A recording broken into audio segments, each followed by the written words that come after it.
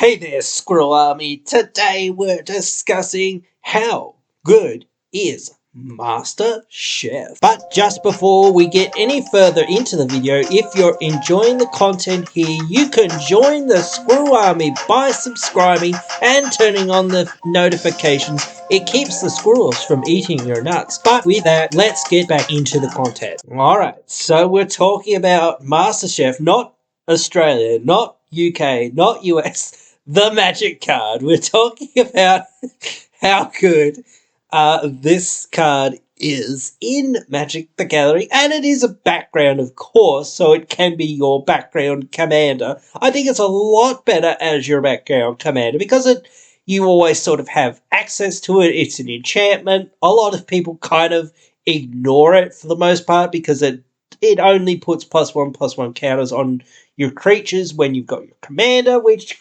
sometimes can be a bit awkward, but on its own and how good it can be, and since it also does affect your commander, it's actually pretty darn good as well.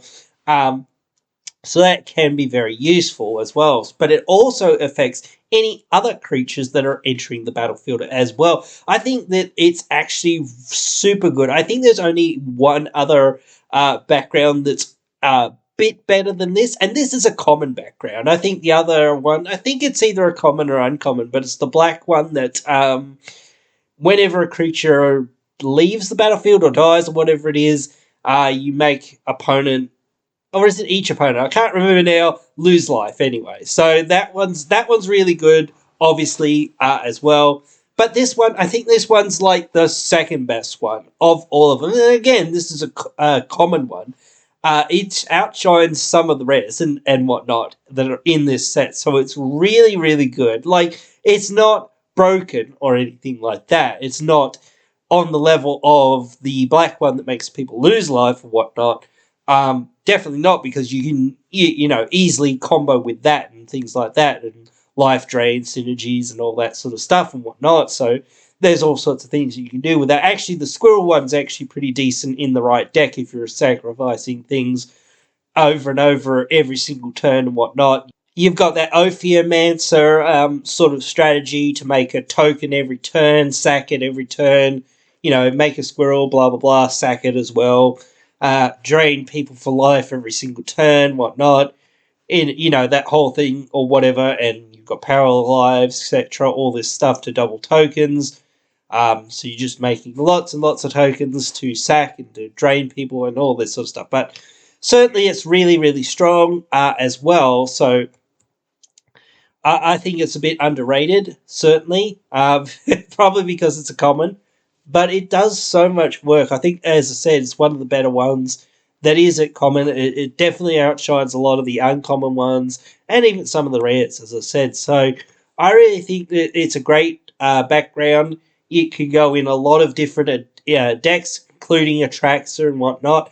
Lots of different +1/+1 counter builds. I think it's very useful for those builds. I think sometimes a card like this, like, it's an enabler rather than an enhancer in those decks that are +1/+1 counter based. And the problem that you often have with some of those decks and whatnot, or any decks at all, is actually enabling the strategy. Yes, enhancing the strategy is also important, but not nearly as important as actually enabling that strategy and having enough cards that actually enable you to get enough counters on your stuff, or stuff that cares about counters, etc., and that sort of thing is sometimes a little bit difficult. So I think this is a really great card for that sort of strategy. And even just in a, generic creature deck, I think it can be pretty useful because, hey, it just buffs up your stuff whenever you've got your commander out. And yes, that can be a little bit of a downside. You've got to have this and your commander on the field at the same time, so somebody could just be like, well, in response, I'll just kill your commander or whatever. So there's always going to be those things. But again, I do think that it is worth the time to put in many creature-based stats that are in green anyway. Even if your deck doesn't 100% revolve around it, your deck can still, make use of your creatures being bigger and stronger if you have this with Rhythm of the Wild, where you can just give them counters and give them haste. so that they're bigger and that they're hasty. So, that's very useful. There's all sorts of little useful things. I won't go into every single one, but there's so many little things that you can do with this and whatnot. So I think it's a great card that should see some more play out there. Should see some more play in as a more of a background, and should see more play in the 99 of some lists out there. So I think it's a great card. Not to overhype it at all. Certainly, as I sort of said, it's not the best thing ever, but I do think it's a great enabler for certain strategies, and I do think it can be useful in certain other strategies as well. So yeah, that's what I think. But anyway, guys, you can let me know what you think about this card. Write your thoughts down there in the comments below. I'll be sure to respond. And hey, if I don't see you down there in those comments, I'll see you in the next one.